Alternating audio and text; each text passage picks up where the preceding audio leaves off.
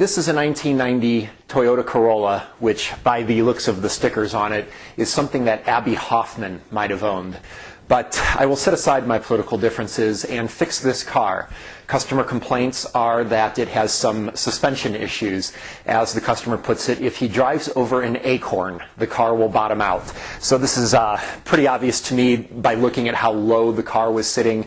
It needs new struts, and also the other complaint with it is that the car is real bouncy when it goes over bumps. It continues to bounce along like a trampoline. Very clear indication the shocks are not working very well, so we'll do that. The other complaint is during left-hand turns, the car makes a very distinct ticking or clicking sound. This is telling me most likely a bad CV joint, so we'll look at that as we get in there. It'd be a good time to replace that drive axle if we need to in doing the struts.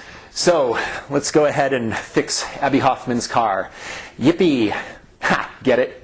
Now, in all seriousness, before we get started, if you don't know what you're doing when you do this type of work that we're going to show in this video, you can die, really. There is a spring like this that has so much potential energy in it that it is almost incomprehensible. And if you even have a minimal amount of mechanical aptitude, it is going to be very obvious to you that to remove this spring from the strut assembly, you'll have to remove a nut, which I'll show you.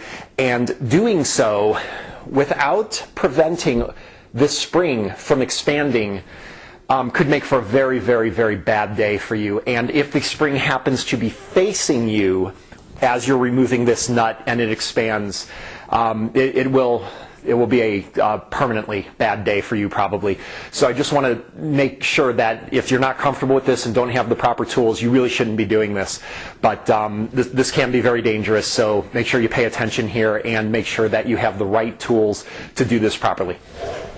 Obviously, the first step, remove the wheel.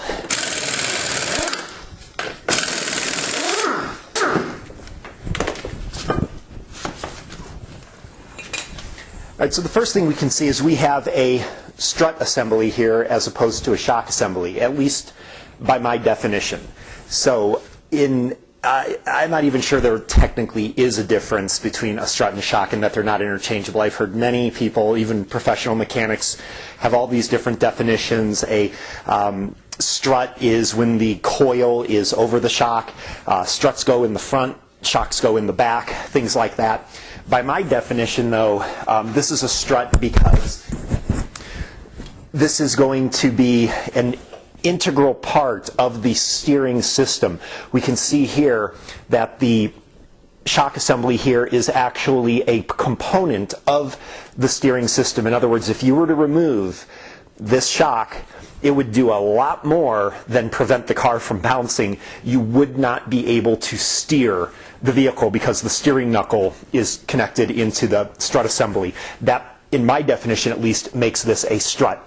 In other cars, especially ones with upper control arms, the removal of the shock would still allow you to steer the vehicle. The vehicle would just simply sag and bounce, but it would not affect the steering. You'll see when we remove this shock, the whole hub assembly is just going to flop away because this is an integral part of the suspension and steering component. That makes it a strut. And again, at least by my definition, you're welcome in the comments to argue with that definition, but that's what I'm going to go with. And that's the difference between a strut and a shock. The next step on this model is to remove the brake assembly because it's in the way of my removing this nut here. On some models you'll have to do that, on some you won't, but we've got two bolts that hold the strut assembly to the knuckle, and the brake assembly's in the way right now, so that's going to have to come out next. Incidentally, one of the best things, if you are not very familiar with doing this, do one side at a time. Go ahead and remove the wheel from the other side of the car, and that way if you get stuck or lost putting it back together, you can always look on the other side and see how things are supposed to go. So only do and complete one side at a time so you can always reference the other side. All right, this model has what's going to be a little bit of an annoying feature. There's a clip here that's holding this brake line, and you'll see that this mount here for the brake line is actually permanently a part of this strut. And the problem is when I remove this clip, you'll see that there's just a hole here that the brake line feeds through. So technically you're supposed to actually undo the brake line at the caliper and then feed it back through the hole, and then again feed it back through the new strut when it's installed, and put it back in. This would require bleeding the brake system. The new strut has a better design than this, so what I'm actually going to do is probably cut a notch using a grinding wheel or a cutoff tool and allow myself to remove the brake hose without having to undo the connection at the caliper. First thing I got to do is get this clip out of here. Okay, and you can see that this is really a pretty annoying design. So the next thing I'm going to do is get a cutoff tool, and I'm going to make a notch here to get this brake line free from the strut. All right, that allows me to free up this hose, remove the brake caliper.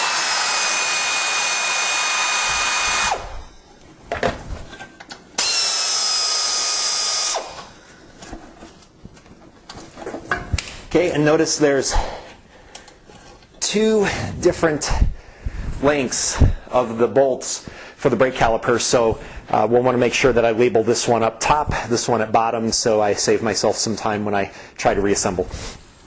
And these can be a little bit of a aggravation sometimes. Now, when you take this off, every model is different with how they secure in the brake pads, so take it off very slowly. And check. You see how there's, I don't know if you can see, some retaining clips here. So you're going to want to take note, because this is probably going to fall apart if I don't hold this together. You're going to want to take note of where those retaining clips are located for the brake pads. And the other thing is this caliper here. I'm going to get a little bungee cord because I don't want to have it hang by the hose. And I'm going to go ahead and hang this up well out of the field of work here. Here's a good spot. Very important to do that. Otherwise it defeats the whole purpose of my trying to avoid bleeding the brake system. Because if that hose breaks, this is going to be a lot longer of a job than it needs to be. Alright, so I'm going to take note that these clips, there's little holes actually in the brake pads where these clips go, so I think I've got that figured out, and actually I can leave them in place for now while I get this strut out, but eventually I'm going to have to remove this caliper, because when we remove the CV axle, which I can, oh, right there, look at that. There is, let's see if we can show you this. There is a tear right there in the CV joint.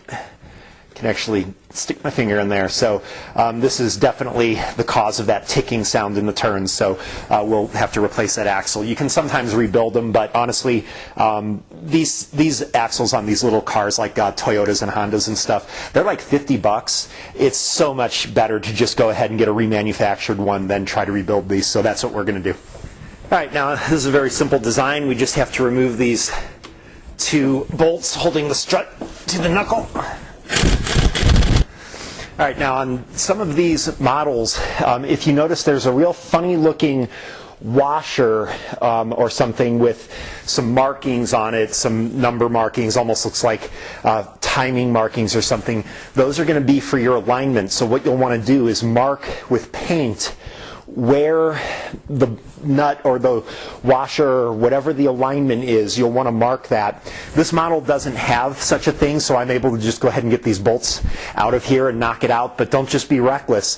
The other thing, if you noticed, my brakes all fell apart here, so had I not paid attention to what these clips here do and where they go, and I already had messed up on the other side, this would be a pretty bad day. So pays to go slowly and pay attention to what you're doing. Also, by the way, a good time to check your brake pads for any wear and see if you need to replace those. This is a good time for all that. Good, get these out of here while we're at it. And what I want to do now is lightly thread the nuts back onto those bolts, so when I hammer them out, I don't mushroom out the end of the bolt and make it impossible to rethread. And sometimes these just come right out, and other times they don't. Now, before I remove this lower guy here, I'm going to position my jack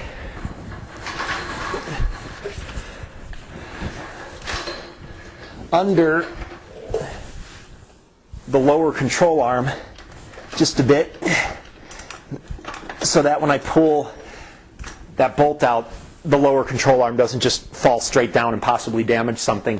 By the way, if you're working on a later model vehicle, there is almost certainly going to be an ABS sensor running here.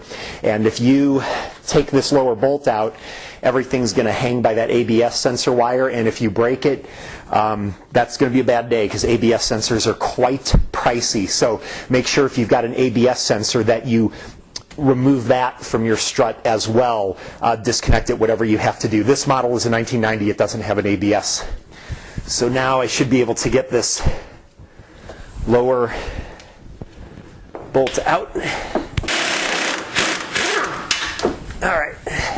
And per my definition of a strut, you'll see when I pull this loose, it would be impossible to steer this vehicle now, because this is a strut, not a shock. Now, we got to go up to the top here and remove it from the top, and you'll see this is actually very easy to do. And incidentally, you can see the gaping hole right here in that CV joint. So we'll do the strut first, and then we'll do the CV joint, just so that people who are looking to figure out how to replace a strut can get taken care of first. All right, so up here on the strut tower, I'm a little bit anal about some of this stuff, so what I'm going to do is make a little paint mark on the strut and on the body so that I can realign everything to go exactly the way that it came out. You don't always have to do that, but I just feel a little more comfortable about that. And now we're going to go ahead and loosen, don't remove, but loosen these three nuts. We don't want to remove them, because otherwise the strut's just going to fall right down. So we're just going to loosen them up. All right, so I've got these loosened, and incidentally, often there won't be a dust cover on these, but this one seems to have some kind of cover. And there is a nut right there, which you do not want to remove right now. All right, leave that alone. All right, so what I'm going to do now is support the strut assembly. I'm going to check, make sure that there's nothing connected to the assembly, because it's going to come out now. And I'm going to remove the three nuts from the strut tower that I had just loosened, and remove the strut assembly.